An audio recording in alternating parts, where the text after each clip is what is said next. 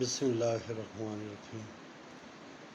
میرے پیارے ساتھیوں، جہاں سے میں نے اس کو چھوڑا تھا ایپیسوڈ نمبر 8 کو وہیں سے کنٹینیو کروں گا۔ تو ڈسکس ہو رہی تھی اور جو حالات آپ کے سامنے پیش کر رہا تھا وہ تھا ٹیچر اور مولوی حضرات اور آفیسر حضرات۔ اب ہم بات کر لیتے تھوڑی سی پرسنل لائف کے اوپر آ جاتے کہ ہم نے کیا کیا، آپ نے کیا کیا، اور اس کے اندر ہم لوگوں نے، میں جب وہاں پہ تھا تو وہاں کی جو صورتحال تھی اس کے اوپر چند دوستوں نے مجھے یہ میسیج کر کے بولا کہ جی آپ یہاں پہ ایک ویڈیو آپ نے کیوں نہیں اپلوڈ کی اور یہاں پہ۔ تو میرے پیارے بھائیو، اس کا میں جواب ہر ویڈیو کے اندر دے چکا ہوں۔ یہ کوئی میری ذاتیات کی جنگ نہیں ہے یا میں کوئی ذاتیات کے لیے کام نہیں کر رہا ہوں۔ یہ آنے والی ہماری نسلوں کے لیے بات ہو رہی ہے۔ یہ بات ہو رہی ہے کرپشن کے اوپر، یہ بات ہو رہی ہے نبی کے راستے کی، یہ بات ہو رہی ہے اللہ کے راہ کی، یہ قرآن کی بات ہو رہی ہے۔ اگر ہم برائی کو ختم کرتے ہیں، فار ایگزامپل جو بچے چوریاں کرتے ہیں، جو بچے زنا میں ملوث ہیں، جو غیر اس طرح کی ایکٹیویٹیز کو سپورٹ کر رہے ہیں، اگر ہم اس کے اوپر بات کر رہے ہیں تو پھر اس میں ہم غلط کہاں پہ ہیں؟ اگر ہم غلط نہیں ہیں تو پھر آپ کو ہمارے ساتھ چلنا چاہیے۔ آپ کو زیادہ سے زیادہ وہاں پہ اس چیز کو پبلکلائز کرنا چاہیے کہ بھائی ہمارے اندر یہ برائی ہے اور یہ برائی آئندہ آنے والے وقت میں ہمارے بچوں کے لیے نقصان دہ ہے۔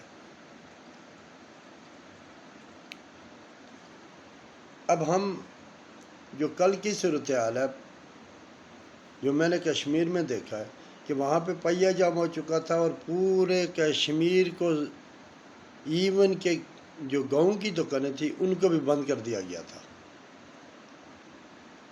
ریزن کیا نہیں تھا؟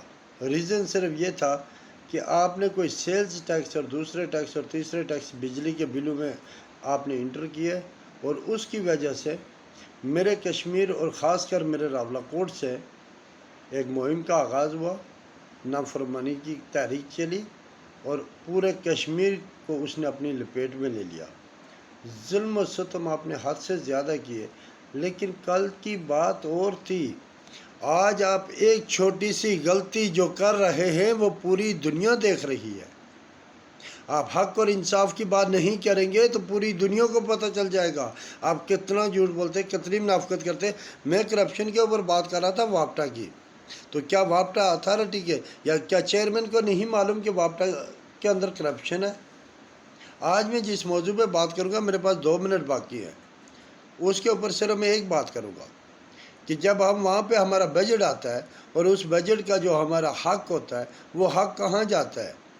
میں 2019 سے لے کے ٹل 2023 تک اپلیکیشنیں دیتا رہا کہ بھائی یہ میری مینٹیننس جو میرا رائٹ ہے آپ کریں، لیکن میری مینٹیننس نہیں کی گئی۔ مجھے ہر روز آفس میں بلا کر مجھے ڈیٹیں دی جا رہی تھی۔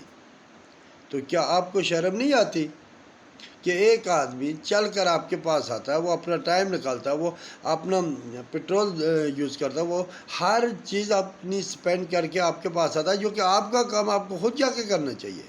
وہ آپ کی پراپرٹی، آپ اپنی پراپرٹی کو خراب کر رہے ہیں۔ فار ایگزامپل وہاں پہ جو گھر بنے ہوئے ہیں جو گورنمنٹ نے بنائے ہیں، اس کی اگر آپ مینٹیننس صحیح نہیں کر رہے، اس کے اندر اگر ریجیکٹڈ پروڈکٹس استعمال کر رہے، تو نقصان کس کا؟ نقصان تو گورنمنٹ کا ہے، اور گورنمنٹ کس کی؟ ہماری ہے، اور ٹیکس کس نے دینا؟ ہم نے دینا ہے۔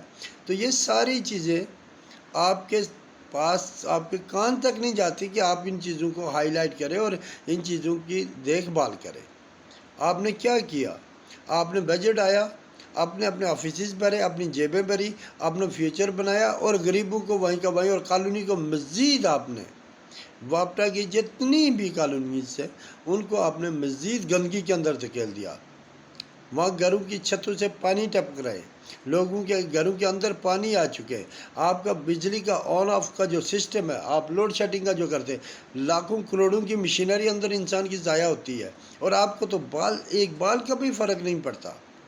آپ کیا ڈیوٹیاں کر رہے ہیں؟ آپ کس قسم کی جاب کر رہے ہیں؟ اگر آپ میرے امپلائی ہوں تو میں خدا کی قسم آپ کو 1 سیکنڈ نہ لگاؤں گٹ آؤٹ کرنے میں، لیکن اس کے باوجود بھی اس پاکستان نے آپ کو برداشت کیا ہوا ہے۔